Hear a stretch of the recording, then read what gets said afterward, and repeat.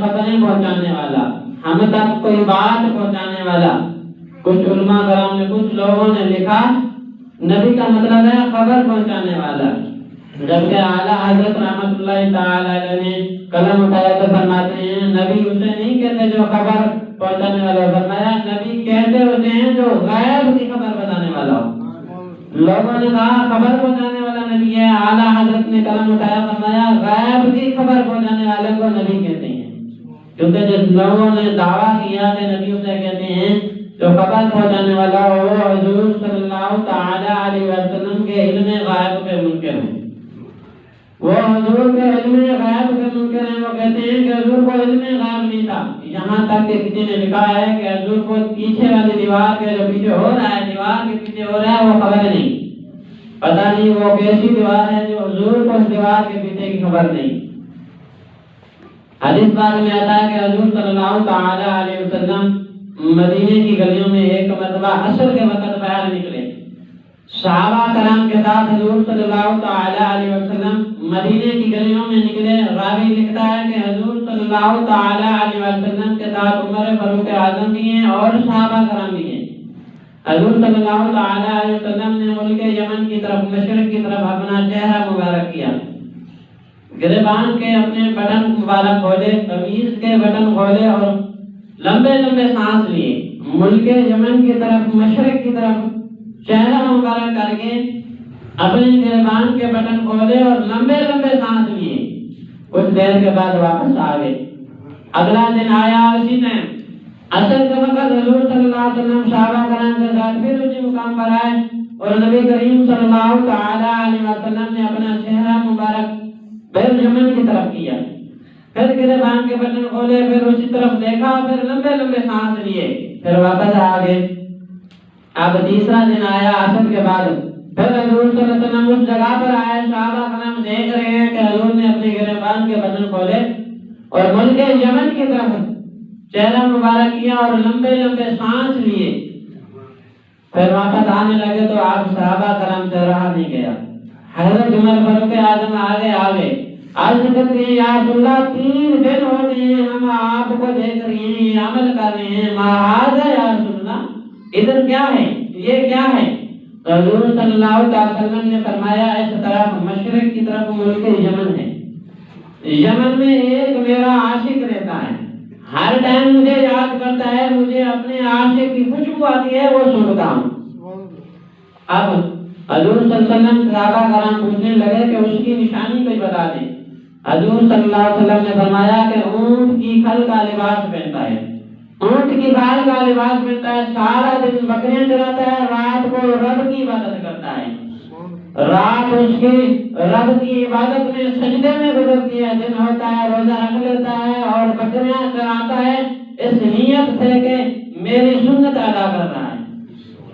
اب آگے صحابہ کرام نے عرض کی یا رسول اللہ روشنی اور نشانی بتا دو۔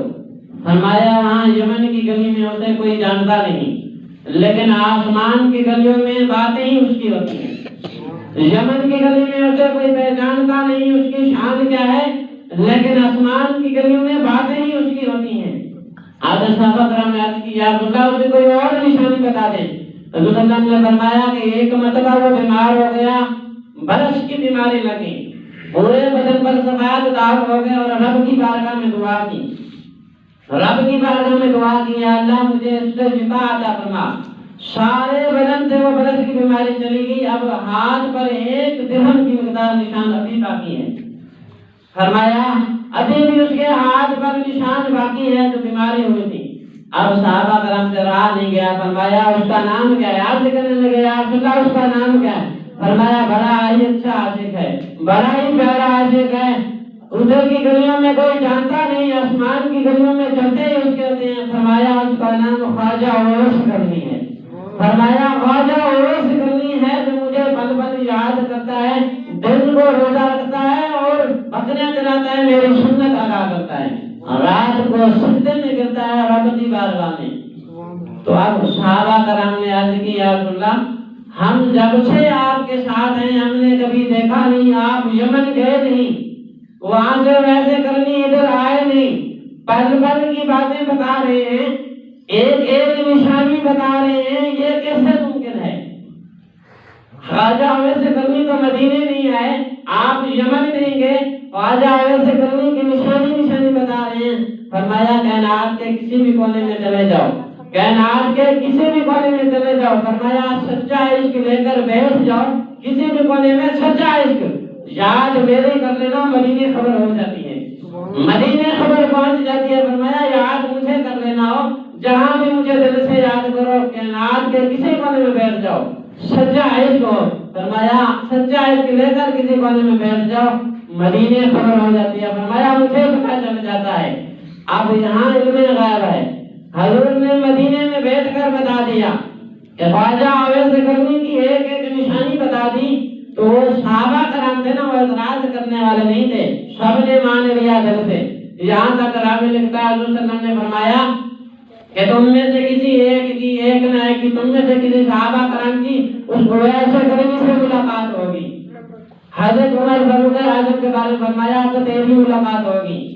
جب حضرت عمر فاروق اعظم کے بارے میں فرمایا کہ جب تمہاری ملاقات اس میرے سچے عاشق سے ہو تو یہ معراج والا جبہ اسے دے دینا۔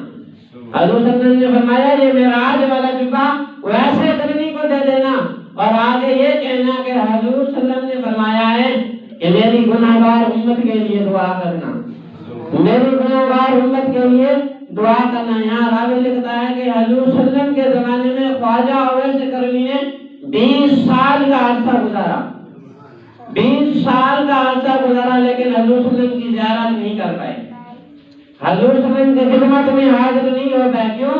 کیونکہ گھر میں ماں نبینا تھی، ماں کی آنکھوں کی روشنی نہیں تھی، اس کی خدمت کرتا تھا۔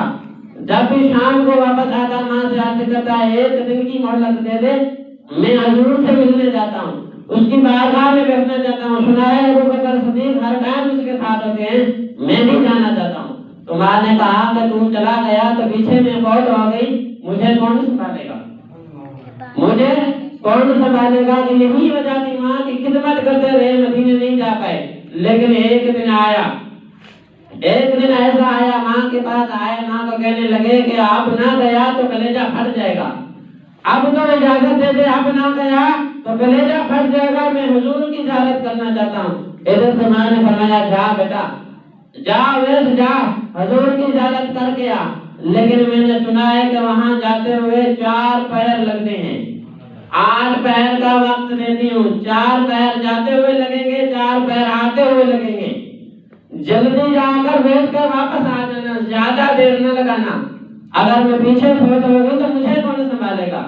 اب جیسے خواجہ ویسے کرنی نے سنا کہ آپ ماں نے اجازت دے دی ہے، فوراً بھاگے، ماں کی خدمت کے لیے روٹی رکھ دی، پانی رکھ دیا اور چل پڑے، ماں کے قدم چھوئے اور چل پڑے، ادھر سے چل پڑے اور ادھر سے حضور اما عائشہ کو فرما رہے ہیں ایک دور سے میرا عاشق آ رہا ہے، اے عائشہ اگر میں آنے میں دیر کر دوں اسے جانے نہیں دینا، اگر میں آنے میں دیر کر دوں اسے جانے نہیں دینا۔ ادھر سے خواجہ ویسے کرنی دوڑے، ادھر سے دوڑے، راوی لکھتا ہے کہ ایک پل بھی خواجہ ویسے کرنی راستے میں نہیں ٹھہرے، یہاں تک کہ پاؤں میں چھالے پڑ گئے، وہ جو اونٹ کا لباس تھا پھٹ گیا، بالوں میں دھول آ گئی، مٹی آ گئی، لیکن ایک پل بھی نہیں رکے۔ جب مدینے کی گلیوں میں آئے، ادھر سے وہ مدینے کی گلیوں میں داخل ہو گئے، ادھر سے حضور مدینے کی گلیوں سے باہر جا رہے ہیں، کسی کام کے لیے حضور مدینے سے باہر نکلے، ادھر سے خواجہ ویسے کرنی اندر داخل ہوئے۔ اب جیسے آئے تو حضور کا در تھا، جو دروازہ تھا گھر کے پاس آئے، بڑے ادب کے ساتھ دروازہ کھٹکھٹایا، جیسے دروازہ کھٹکھٹایا تو اندر سے اما عائشہ پوچھتی ہیں من انتا، کون ہو تم؟ تو آپ نے آگے عاجزی والا جواب دیا، فرمایا اگر کچھ میری اوقات ہوتی تو بتاتا میں کون ہوں، ساری ہستی مٹا چکا ہوں، میری کوئی اوقات ہوتی تو بتاتا۔ آگے کہتا ہے ایک بڑی دور سے آیا ہوں، حضور کی زیارت کرنے کے لیے آیا ہوں، حضور کا غلام بڑی دور سے آیا ہے، صرف اس کا دیدار کرنے کے لیے آیا ہے، اگر ہیں تو میں ان سے ملاقات کرنا چاہتا ہوں۔ اب اما عائشہ نے آگے فرمایا ہے آنے والے حضور تو باہر چلے گئے ہیں، حضور تو اب بھی نہیں ہیں۔ اب جیسے سنا تو رونے لگے، دھاڑ دھاڑ کرنے لگے، تو اما عائشہ فرماتی ہیں اے آنے والے نہ رو، مسجد نبوی میں بیٹھ جا، حضور آ جائیں گے، مسجد نبوی میں بیٹھ جا، اب بھی حضور آتے ہوں گے، رونا۔ تو آگے جو خواجہ اویس کرنی نے جواب دیا، عرض کرتے ہیں اماں اگر آنے میں حضور کے لیے میں بیٹھتا ہوں تو پیچھے ماں انتظار کر رہی ہے، اگر وہ چلی گئی تو اسے کون سنبھالے گا؟ زیادہ دیر نہیں بیٹھوں گا کہیں ماں کا بے ادب نہ ہو جاؤں۔ دیکھ کیا شان ہے، آیا حضور کی خدمت میں ہے، ملاقات کرنے کے لیے آیا لیکن ملاقات نہیں ہوئی۔ اس کو بتایا جا رہا ہے کہ کچھ دیر بیٹھ جا، حضور آتے ہی ہوں گے ملاقات کر لینا۔ آگے جواب دیتے ہیں پیچھے ماں انتظار کر رہی ہے، اگر میں ماں کا بے ادب ہو گیا تو میرا کیا بنے گا؟ اگر ماں چلی گئی تو میرا کیا ہوگا؟ اب ادھر سے خواجہ اویس کرنی جب باہر نکلے، مدینے سے باہر نکلے، اتفاق کی بات، مدینے سے باہر نکلے، حضور مدینے آ گئے۔ خواجہ اویس کرنی مدینے سے نکلے، حضور آ گئے۔ جب خواجہ اویس کرنی مدینے میں آئے، حضور باہر گئے۔ اب جیسے خواجہ اویس کرنی باہر گئے تو حضور صلی اللہ علیہ وسلم آتے ہی اما عائشہ سے پوچھنے لگے وہ بتا کدھر گیا؟ حضور صلی اللہ علیہ وسلم جانتے تھے کہ خواجہ اویس کرنی خوشبو میرے گھر چھوڑ گیا ہے، اپنی خوشبوئیں چھوڑ گیا ہے جو میں مدینے میں بیٹھ کر یمن سے سونگ لیتا تھا، جو اس کی یمن سے آتی تھی سونگ لیتا تھا، اب تو میرے گھر چھوڑ گیا ہے۔ اما عائشہ نے پوچھا کدھر گیا؟ اما عائشہ نے فرمایا ابھی باہر گیا ہے۔ حضور صلی اللہ علیہ وسلم فوراً باہر نکلے، صحابہ کو فرمایا جاؤ میرے اویس کو ڈھونڈ کر لاؤ، ابھی دور نہیں گیا ہوگا، ڈھونڈ کر لاؤ۔ صحابہ کرام فرماتے ہیں ہم مدینے کی ہر گلی میں دیکھا، یہاں تک کہ دیکھا کہ خواجہ اویس کرنی کہیں نہیں ملے، مدینے سے باہر نکل گئے۔ صحابہ کرام ابھی مدینے میں ڈھونڈ رہے تھے، اویس کرنی مدینے سے باہر نکل گئے۔ اب شام ہوئی نہیں، جو 8 پہر کا ماں نے وقت دیا تھا اس سے پہلے آ گئے۔ جیسے ماں کے پاس پہنچے تو رونے لگے۔ ماں نے کہا کہ بیٹا ملاقات ہوئی تو آگے عرض کرنے لگے نہیں ہوئی۔ حضور کسی کام کے لیے باہر گئے تو آگے ماں نے پیار والی جھڑپ دی، کچھ دیر بیٹھ جاتا۔ آج خواجہ اویس کرنی آگے فرمانے لگے امی جان اگر کچھ دیر بیٹھ جاتا تو میں نے سوچا کہیں ماں کا بے ادب نہ ہو جاؤں، اس لیے نہیں بیٹھا۔ اب ماں نے دعا دی، ادھر ماں نے دعا دی، فرمایا اے اویس سارا زمانہ حضور کی تعریفیں کرے گا، سارا زمانہ حضور کی باتیں کرے گا، اے اویس آج تجھے ماں دعا دیتی ہے حضور تیری باتیں کریں گے، سارا زمانہ حضور کی تعریف کرے گا، حضور تیری تعریف کریں گے۔ جب یہ ماں نے دعا دی ادھر حضور صلی اللہ علیہ وسلم نے فرمایا اے عمر جب اویس کرنی سے ملاقات ہو یہ معراج والا جبہ اسے دینا، اور آگے یہ بتانا کہ حضور فرما گئے ہیں کہ میری گناہگار امت کے لیے دعا کرنا۔ اب وہ وقت بھی آیا جب حضرت عمر فاروق اعظم خواجہ اویس کرنی سے ملنے آئے، علی المرتضیٰ بھی ساتھ آئے تو دیکھا حضرت خواجہ اویس کرنی عبادت کر رہے ہیں۔ جب فارغ ہوئے تو پوچھا مسنو کا، حضرت عمر فاروق اعظم نے پوچھا حضرت خواجہ اویس کرنی سے فرمایا تیرا نام کیا ہے؟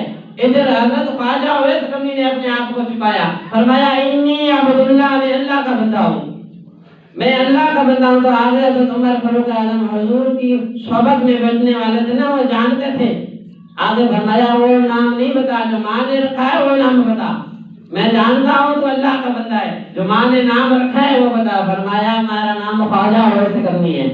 جب یہ نام سنا تو آگے حضور صلی اللہ علیہ وسلم نے جو فرمایا تھا، حضرت عمر فاروق اعظم نے فرمایا یہ لے معراج کا جبہ حضور نے بھیجا ہے اور کہا ہے کہ میری گناہگار امت کے لیے دعا کرنا۔ جب یہ نام سنا، جب یہ بات سنی تو معراج کا جبہ فوراً لیا، دوڑ گئے اور سجدے میں گر گئے۔ اب راوی لکھتا ہے کہ عمر فاروق اعظم دیکھ رہے ہیں کہ لمبا سجدہ ہو گیا، حضرت خواجہ اویس کرنی کا سجدہ لمبا ہو گیا، حضرت خواجہ اویس کرنی اتنے لمبے سجدے میں چلے گئے۔ عمر فاروق اعظم فرماتے ہیں کہ کہیں میں یہ سوچنے پڑ گیا کہیں اس کی روح تو قبض نہیں ہو گئی۔ اب حضرت عمر فاروق اعظم نے ہلایا، اے اویس کھڑا ہو۔ تو جب حضرت عمر فاروق اعظم نے اویس کرنی کو کھڑا کیا تو آگے اویس کرنی فرمانے لگے اے عمر کچھ دیر اور سجدہ کرنے دیتے نا، تھوڑی دیر اور سجدہ کرنے دیتے، جلدی کیوں اٹھا دیا؟ حضرت عمر فاروق اعظم حیرانی سے دیکھنے لگے، فرمایا میں کہیں سوچ رہا تھا کہ تمہاری روح قبض نہیں ہو گئی۔ آگے حضرت اویس کرنی نے فرمایا جب میں نے پہلی مرتبہ رب کی بارگاہ میں التجا کی یا اللہ حضور کی امت کو بخش دے، اللہ نے فرمایا جا اویس میں نے حضور کی امت کے ایک حصے کو بخش دیا۔ جب دوسری مرتبہ کہا رب نے کہا جا آدھی امت کو بخش دیا، تیسری مرتبہ کہا رب نے فرمایا کہ تیسرا حصہ بخش دیا۔ اب آگے عرض کرتے ہیں اے عمر اگر تھوڑی دیر اور ٹھہرنے دیتا تو جو آخری حصہ رہ گیا تھا وہ بھی بخشوا لیتا۔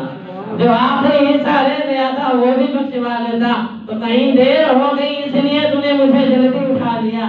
حضرت عمر فاروق اعظم فرماتے ہیں واقعہ بات ہے تیری کہ ایسا نہیں حضور تیری باتیں کرتے تھے، دیکھا نہیں تو آگے حضرت ویسے کرنی فرماتے ہیں عمر تو یہ بتا حضور کو غور سے دیکھا ہے، کبھی غور سے دیکھا ہے، یہ بتا کہ اس کے ابرو ملے ہوئے تھے یا جدا تھے؟ حضرت عمر فاروق اعظم نے علی کی طرف دیکھا، یہ کیسا سوال ہے؟ تو آگے ویس کرنے نے بتایا یہ بتا کہ تو حضور کی خدمت میں بیٹھا رہا ہے، یہ بتا اس کے ابرو ملے ہوئے تھے یا جدا تھے؟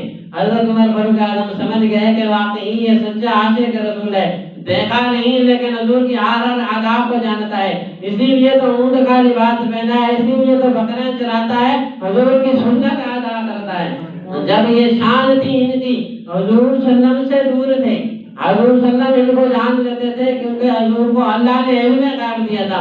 آج کچھ لوگ اعتراض کرتے ہیں، کہتے ہیں کہ پیچھے کی دیوار کے پیچھے کیا ہو رہا ہے، دیوار کے پیچھے کیا ہو رہا ہے حضور کو پتہ نہیں وہ دیوار ان کی کیسی ہے جو حضور کے علم سے دور ہے، پتہ نہیں وہ ان کی دیوار کیسی ہے۔ ہم یہاں عاشق رسول کہتے ہیں وہ دیوار نہیں، وہ دیوار ایسی ہے جو ان کے دل کے سامنے ہے، حضور اور ان کے دل کے سامنے ہے، ان کی نظر حضور تک جاتی ہی نہیں تو ان کی پہنچے گے کہاں، ان کی نظر جاتی نہیں تو پہنچے گے کہاں؟ وہ جو ایک عاشق رسول شعر لکھ رہا تھا، شیخ سعدی نے لکھا بلغ العلا بکمالی کشفت تجا بجمالی حسنت جمیع خصالی۔ اب 3-4 لکھ لیے، چوتھا نہیں مل رہا تھا، رات کا وقت ہو گیا، فرماتے میں سو گیا، صبح لکھ لوں گا کوئی یاد آ جائے گا۔ اب جیسے کوئی تو حضور صلی اللہ علیہ وسلم خواب میں آ گئے، حضور نے فرمایا اے شیخ سعدی جو نعت لکھی ہے، جو سطر لکھا ہے وہ سنا، فرمایا بلغ العلا بکمالہ کشفت تجا بجمالہ حسنت جمیع خصالہ۔ حضور نے فرمایا آگے بڑھ، آگے عرض کرتے ہیں یا رسول اللہ چوتھا شعر ملا ہی نہیں، کیا لکھوں؟ سوچ کر سو گیا ہوں۔ فرمایا آگے تو یہ کیوں نہیں لکھ دیتا صلو علیہ وآلہ، یہ کیوں نہیں لکھ دیتا؟ اب یہاں لوگ کہتے ہیں حضور کو علم غیب نہیں تھا، وہ تو حضور نے اس کے دل کی بات بھی جان لی، شیخ سعدی کے علاوہ کوئی جانتا ہی نہیں تھا کیا لکھ رہا ہوں، وہاں حضور رات کو آئے اس کو بتا دیا، آگے لکھ دے صلو علیہ وآلہ۔ مرن ٹائم ختم ہو گیا، اللہ تعالی کی بارگاہ میں دعا ہے کہ جو کچھ پڑھا اور سنا اس پر عمل کرنے کی توفیق عطا فرمائے، ہمیں بھی حضور صلی اللہ علیہ وسلم سے سچی پکی محبت نصیب فرمائے، بیان میں جو غلطیاں بتائی ہوئی اپنے فضل و کرم سے معاف فرمائے، وما علینا الا البلاغ المبین۔ اسلام بھائی نے سنتے ہیں یہ دار کی سنتے ہیں۔